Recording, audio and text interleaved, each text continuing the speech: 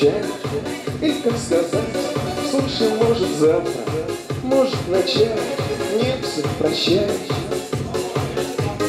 Белые березы, зимний пикник, ветер морозный, заворотник. Ты, я и розы, ночи в варе, наедине.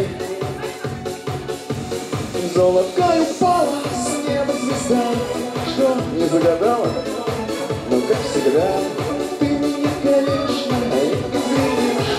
А может, все сначала